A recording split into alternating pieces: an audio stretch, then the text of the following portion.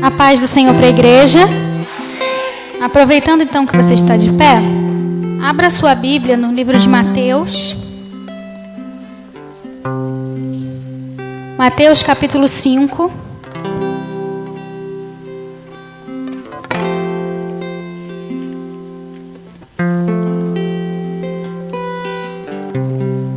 Mateus capítulo 5, versículo 6.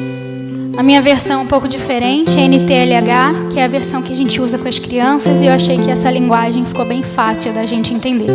Então, se você tem dificuldade de acompanhar, você pode mais prestar atenção. Se você não tem, você acompanha aí na sua versão. Versículo 6 diz assim: Felizes as pessoas que têm fome e sede de fazer a vontade de Deus, pois Ele as deixará completamente satisfeitas. Só até aqui. Fecha seus olhos. Pai, como já foi orado, Senhor, nós queremos entregar esse momento também nas Tuas mãos. Que eu possa ser instrumento Teu nessa noite e que tudo aquilo que o Senhor tem me feito viver e que o Senhor me fez aprender, que eu possa passar agora nessa noite. Em nome de Jesus. Amém. Felizes as pessoas que têm fome e sede de fazer a vontade de Deus, pois Ele as deixará completamente satisfeitas. E quando eu pensava sobre a palavra e o que trazer, que a gente pensa em diversas coisas, né? Que a gente que é crente tem o que falar sempre, né? Então a gente pensa que quer falar sobre tudo. E o Senhor me fez falar sobre mim, sobre o que eu tenho vivido e que talvez a minha experiência possa servir para você nessa noite. E eu pensava sobre felicidade, sobre ser feliz, sobre ser alegre. E a gente vive num mundo que pensa em ser feliz o tempo inteiro, uma felicidade. E a gente sabe, e eu quero deixar isso bem claro desde o início, para não parecer que eu estou falando que todo crente tem que sofrer a vida inteira, e não é isso. Mas que a felicidade que o mundo nos diz é a felicidade diferente da que o Senhor nos fala. Aqui em Mateus, no capítulo 5, que é o Sermão do Monte, a gente pode ver isso, o paradoxo, que é a felicidade do mundo e a felicidade em que Deus nos diz. Jesus vai falar que felizes as pessoas, ou bem-aventurados são os que choram. Como que pode isso? Felizes aqueles que são perseguidos, como que pode isso? Então, a felicidade, aos olhos de Jesus, é uma felicidade diferente da felicidade do mundo. Então, eu quero deixar isso claro desde agora. E o mundo, ele nos faz o tempo inteiro viver em busca de felicidade, em busca de prazer, em busca de autorrealização, em busca de algo pessoal, de reconhecimento. E a gente vive atrás disso o tempo inteiro, porque o mundo nos diz que a gente precisa disso. E nós vivemos e dizemos que queremos nos parecer com Jesus. Mas e Jesus? Será que ele buscou isso tudo enquanto ele esteve na Terra? Qual será que era o verdadeiro propósito de Jesus aqui na Terra? E aí, quando eu penso em Jesus, eu não penso numa vida. A gente pode, hoje, ter o prazer de poder ler sobre a vida de Jesus enquanto ele esteve aqui na Terra. E é claro que Jesus, com certeza, sorriu com a sua família, sorriu com os seus amigos, teve muitos momentos bons, mas se a gente olha para a vida de Jesus, a gente não consegue taxar como uma vida repleta de prazer, uma vida repleta de realizações pessoais. A gente está na época do coach, né? Então tudo é realização pessoal, sou eu vou conquistar, eu vou... A gente olha para a vida de Jesus, que é aquele que a gente quer parecer, e é sobre isso que eu quero falar nessa noite, e a gente não vê nada disso. A gente não vê uma vida, meu Deus, que vida de sucesso, uma pessoa que teve uma carreira. Não. Jesus teve uma vida simples, feliz, de acordo com a felicidade divina, e não com a felicidade desse mundo. E aí, às vezes, a gente pensa também que estar no centro da vontade de Deus, ou seja, no lugar onde Deus planejou que a gente estivesse, vai ser sempre um lugar de felicidade, onde a gente vai ter felicidade completa. Então, eu quero estar no centro da vontade de Deus, porque ali, quando eu estiver fazendo tudo que Deus quer que eu faça, eu vou ser muito feliz. Será que você vai ser essa felicidade que você está imaginando, que é a do mundo, volto a dizer? Porque quando a gente olha, você pode perguntar para os seus líderes mais próximos, para os seus pastores, você pode ler as histórias dos apóstolos, ler a história de Jesus. Será que realmente estar no centro da vontade de Deus é sempre felicidade? E eu queria pensar um pouco sobre isso nessa noite. E essa palavra que nós lemos dizem que são felizes as pessoas que têm fome e sede de fazer a vontade de Deus, pois Ele as deixará completamente satisfeitas. E eu fui procurar o que é a palavra satisfeita, satisfação. E satisfação é um contentamento, prazer na realização do que se espera ou do que se deseja. Então você tem prazer quando algo que você deseja se realiza. Então, se você deseja fazer a vontade de Deus e você realiza aquilo, você tem satisfação. E a satisfação que a Bíblia está dizendo aqui é nele, em fazer a vontade dele. E é essa felicidade, ser feliz dessa maneira, fazendo o que Deus nos colocou aqui na terra para fazer. E aí, pensando ainda sobre isso, que muitas pessoas às vezes ficam meio enganadas, achando que vou para Jesus e tudo vai ficar bem, né? E aí vai e se frustra. Mas eu quero dizer nessa noite que Jesus não enganou a gente em nenhum momento. Está bem escrito na palavra de Deus. E eu queria, se você está aí, você pode abrir em Lucas, capítulo 9, versículo 23. Repito que eu estou lendo na versão NTLH, tá? Então, Lucas, capítulo 9, versículo 23. Depois disse a todos: se alguém quer ser meu seguidor, que esqueça os seus próprios interesses, esteja pronto para cada dia, para morrer, como eu vou morrer, e me acompanhe. Aqui Jesus está dizendo, em outras versões, né, negue-se a si mesmo, toma a sua cruz.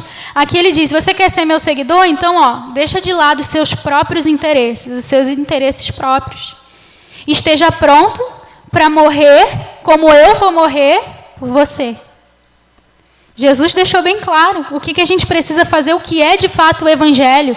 E a gente às vezes está atrás do coach, atrás de gente que só quer falar coisa boa o tempo inteiro. A gente vai ter uma vida feliz, uma vida satisfatória, mas da maneira como Deus programou para que fosse. E quando a gente sabe disso, a gente não se frustra.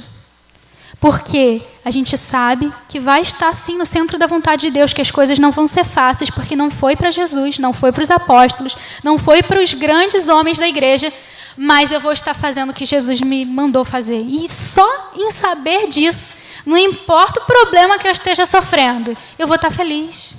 Porque foi para isso que Ele me criou, foi para isso que Ele me chamou. E quando eu pensava também sobre isso, antes de entrar na mensagem propriamente dita, eu me lembrei de mim, foi por isso que eu falei sobre isso. E desde muito, eu acredito que todos me conheçam aqui, e eu fui criada num lar evangélico, meu pai, minha mãe estão aqui, meus avós. Fui criada num lar evangélico. Nunca me desviei. Mas a gente sempre diz que filho de crente não é crentinho. Então tem algum momento na nossa vida que a gente decide verdadeiramente que é aquilo que a gente quer. E eu considero que isso aconteceu na minha vida, por mais que eu já cantasse, já amasse Jesus, mas eu me considero alguém que entendeu e quis ser serva por mim própria aos 12, 13 anos. Que foi quando, mais ou menos, a igreja aqui foi fundada, quando eu tinha 12 ou 13 anos. E ali eu comecei a servir por mim mesma a Jesus. E durante toda a minha vida, desde então, eu sempre procurei fazer a vontade de Deus. Mas fazer a vontade de Deus sempre com aquele pé atrás, assim, não, tem o meu sonho também aqui, tá? Mas eu quero fazer a vontade de Deus, mas meu sonho está aqui, guardado no bolso. Minha realização pessoal está aqui, guardadinha, junto comigo, né? E assim, e aí eu tive 2 encontros que eu considero, assim, marcantes na minha vida. Que foi, uma foi no Rio Arte, que foi um evento de artes que eu fui estudar sobre louvor, era um congresso. E naquele congresso teve um chamado na frente, você que quer dar a sua vida para Jesus, não de uma maneira para aceitar, mas para se doar, para fazer o que Ele quer integral para a sua vida, você vem à frente. Eu fui à frente. Naquele dia eu chorei, Senhor, eu quero fazer o que o Senhor quer para mim. Que a gente fica meio perdido de vez em quando, né? Achando que eu vou fazer isso, vou fazer aquilo. Onde é que está a vontade de Deus na minha vida? E eu estava perdida, mas eu sabia que eu queria fazer o que Jesus tinha para mim. Pois bem, passou-se o tempo, depois teve o Congresso do Livres para Adorar. E teve uma pregação de um missionário que falava sobre isso. Negue-se a si mesmo, toma a sua cruz. Jesus está te chamando para viver para a obra. E aí, se você quer, você vem à frente. Aí era mais 5.000 pessoas. Eu fui à frente, de novo. Senhor, eu quero. Senhor, eu quero. E desde então, sempre procurei estudar, fazer cursos relacionados à vida ministerial mesmo, né? Porque tem gente que acha que é porque vida ministerial, não posso estudar. Não, gente, procure investir naquilo que o Senhor te chamou para fazer. Procure estudar. E foi o que eu fui fazendo. Mas sempre acompanhando lá aquele meu futuro, aquele meu projeto. E aí, há mais ou menos alguns meses, uns 6 meses, o Senhor falou comigo e com o meu marido que queria a gente mais ainda na obra. Aí você pode se perguntar, né? Porque você me vê sempre aqui no domingo, na quarta. Ué, mas como é que é isso? Não, o Senhor queria que a gente vivesse verdadeiramente para a obra. Não que a gente... Não é que você tenha que deixar seu trabalho e tudo mais, mas o Senhor diz que é para buscar o reino de Deus em primeiro lugar. E as outras coisas vão ser acrescentadas, só que a gente inverte. A gente quer as outras coisas para poder buscar o reino de Deus. E era eu essa pessoa, querendo ter condições, querendo que coisas acontecessem para que eu pudesse me voltar inteiramente para Deus. E desse dia para cá não tem sido fácil. Vou dizer assim, às vezes a gente acha que já passou por problema, por tribulação, então não sei o quê.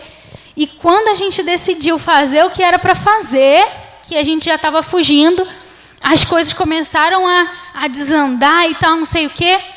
E a primeira coisa que a gente pensa, e por isso que eu estou falando sobre isso, é que, fiz errado. Não era para ser isso, porque Deus não está nisso, porque como que pode? Não, Deus está nisso. Você está vivendo como os discípulos viveram. Você está vivendo como eu vivi. Então, se é o seu caso, se você ainda está assim, não sei se eu vou, não sei se eu fico, vá. Atenda o que Jesus está falando com você, no seu individual. A minha experiência não vai ser igual à sua. Eu não posso te dizer, vai, larga tudo não.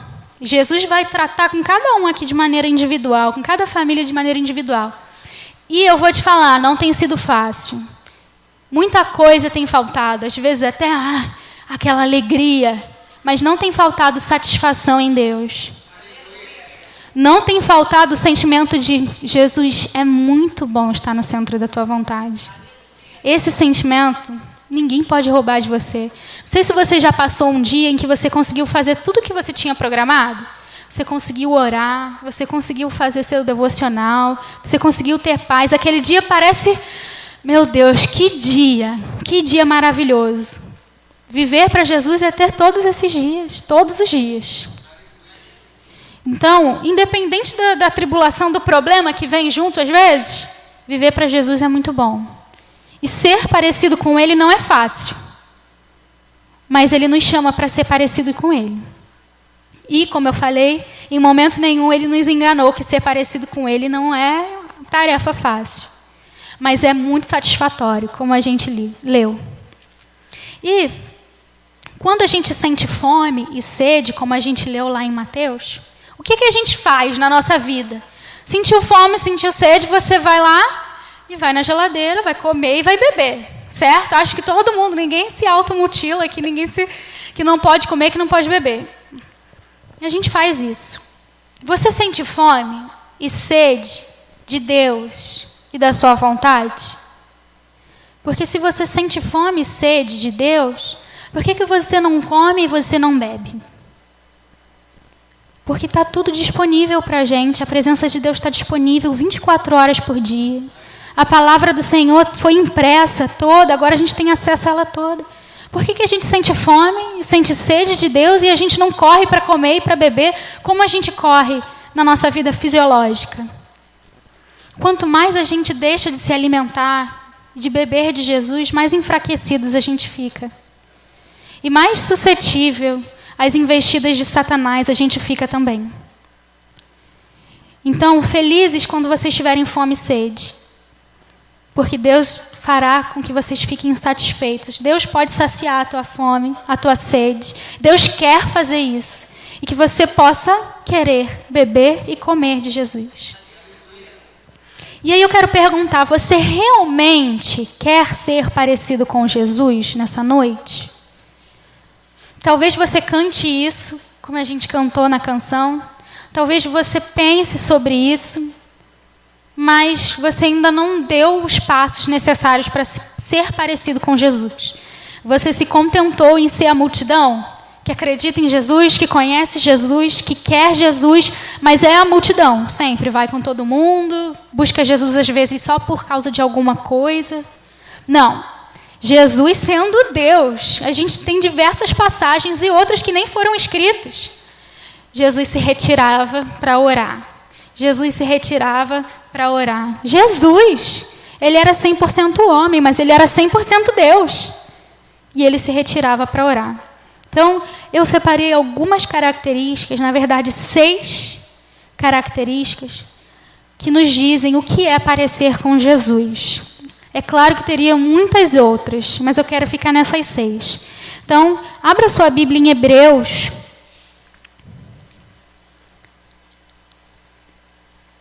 Hebreus 12.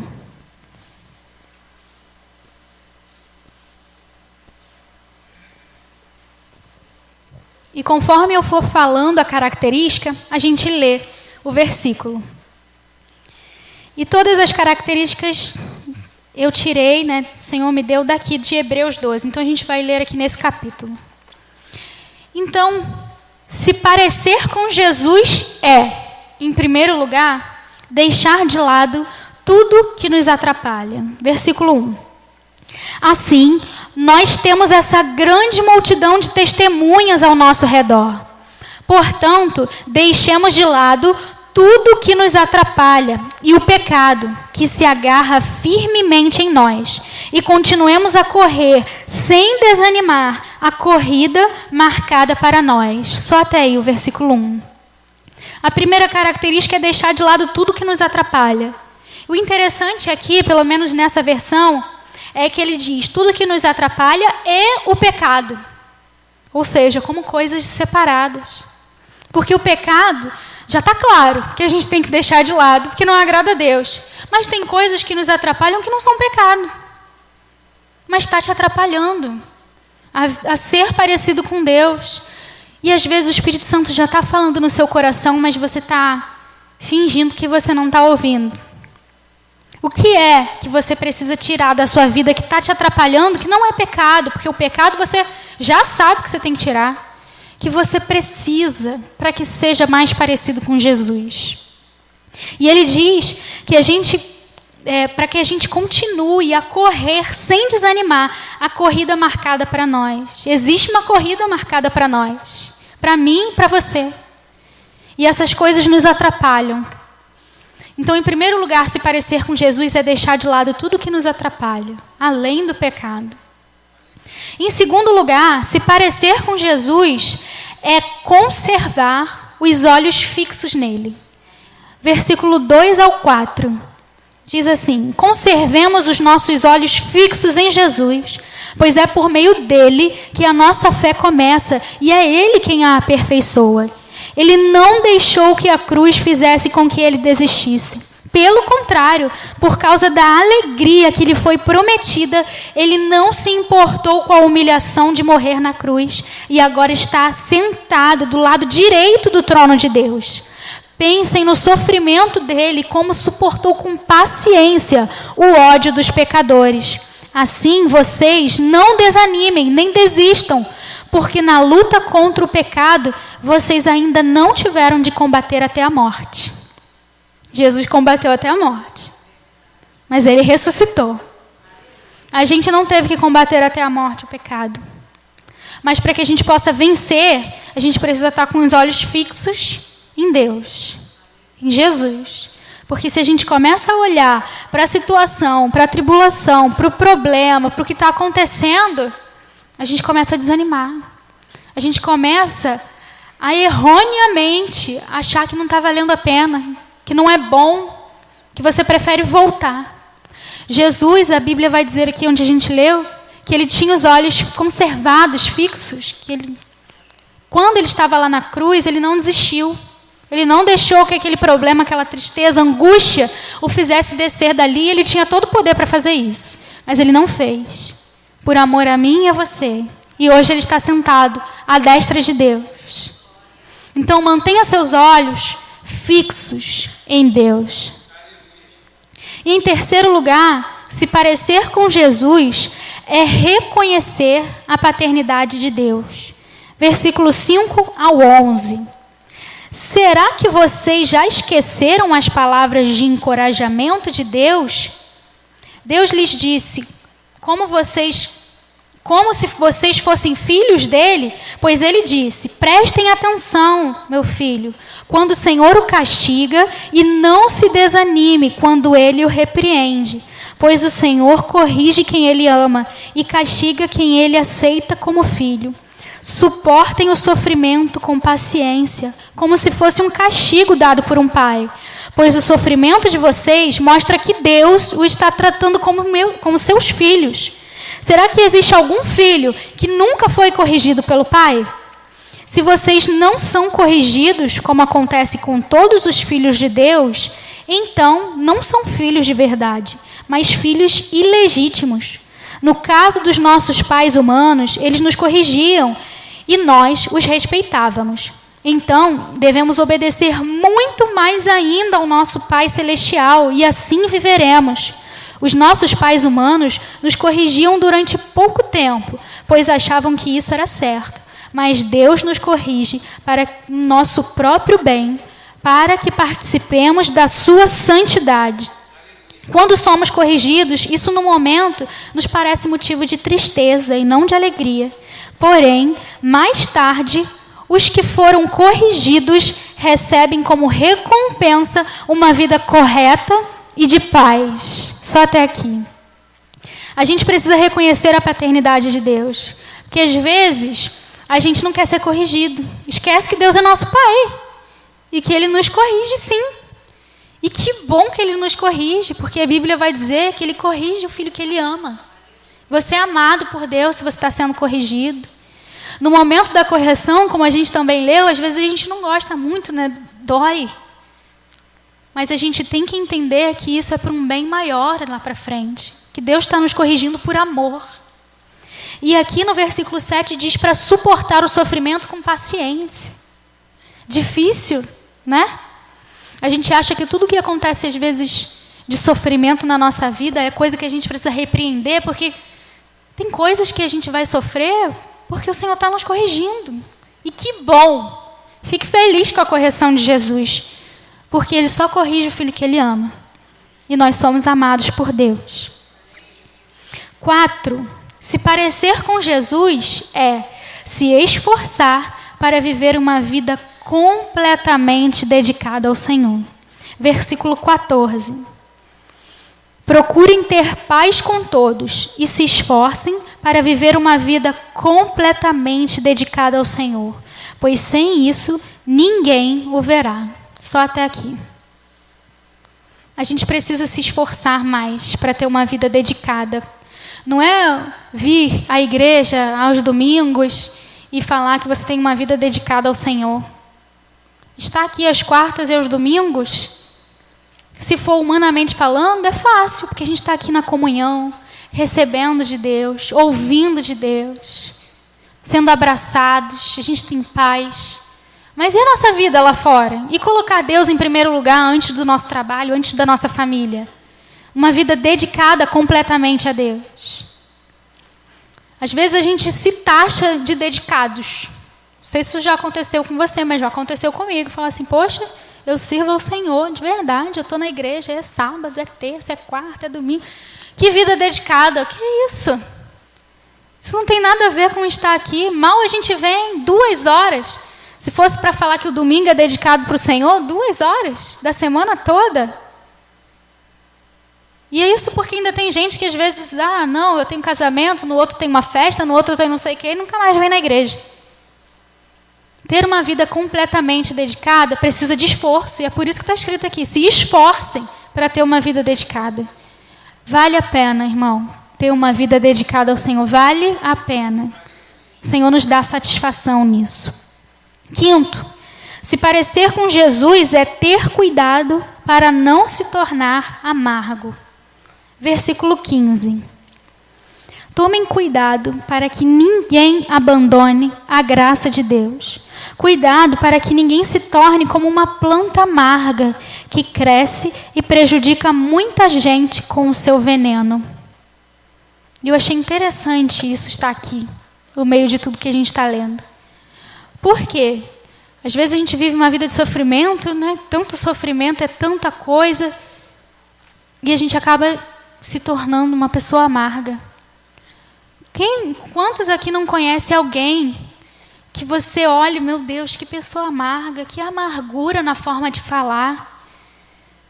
E o Senhor, Ele nos alerta exatamente para isso. Olha, eu sei que vocês vão sofrer e vai dar uma vontade de daquela raizinha amarga nascer no seu coração, mas não seja.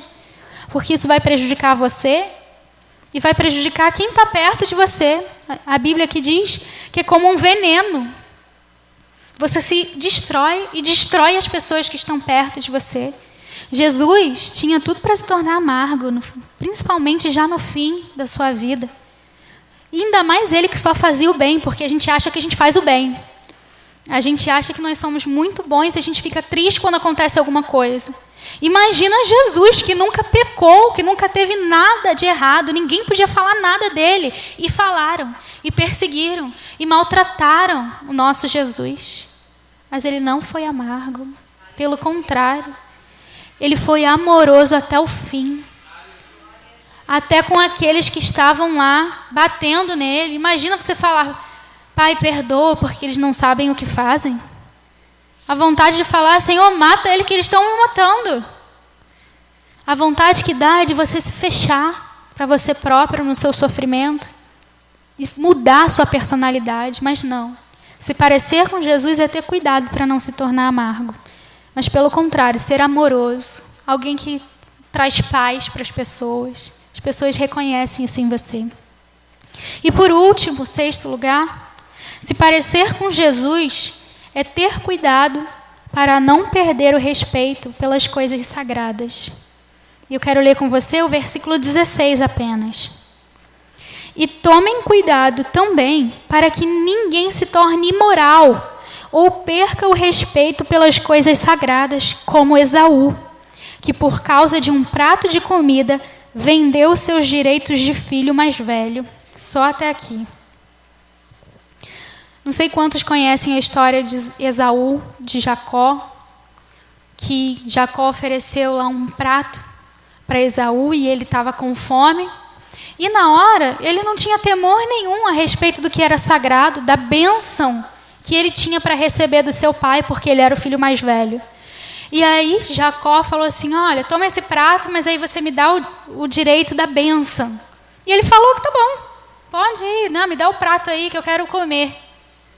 E aí, depois, quando ele viu o que ele tinha feito, não dava mais tempo. Jacó já tinha recebido a bênção que era para Esaú ter recebido. E aí ele ficou revoltado. E aí se tornou uma pessoa imoral, que é quando começa aqui, quis casar com quem não devia, quis fazer o que não devia depois, porque tinha perdido o temor do que era sagrado. E depois ele ainda ficou chateado, né? E às vezes acontece isso com a gente também. A gente toma uma decisão errada por falta de temor e a gente ainda quer ficar chateado com Deus depois. Porque era a minha bênção, porque era a minha vez, porque era o meu momento e outra pessoa passou na minha frente, outra coisa aconteceu. E você?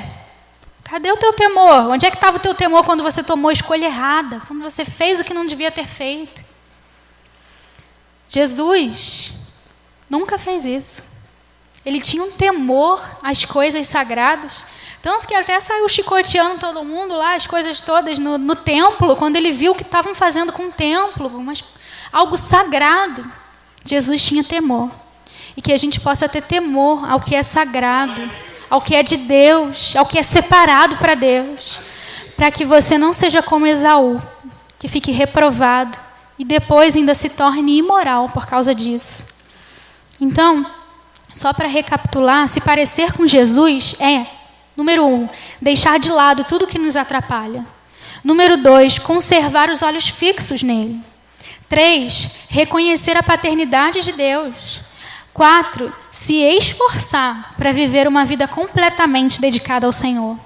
5, ter cuidado para não se tornar amargo. E 6, ter cuidado para não perder o respeito pelas coisas sagradas. E só para a gente finalizar, no versículo 28, diz: por isso sejamos agradecidos, pois já recebemos um reino que não pode ser abalado. Sejamos agradecidos e adoremos a Deus de um modo que o agrade, com respeito e temor. Porque, na verdade, o nosso Deus é um fogo, na sua Bíblia deve estar consumidor, aqui está destruidor.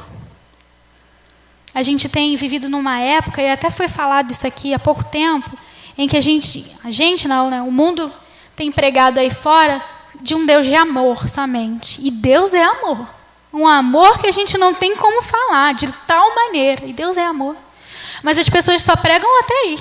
Que Deus é amor, Ele te ama, Ele te aceita do jeito que você é, Ele te quer do jeito que você é. O nosso Deus é amor. E Ele também é fogo.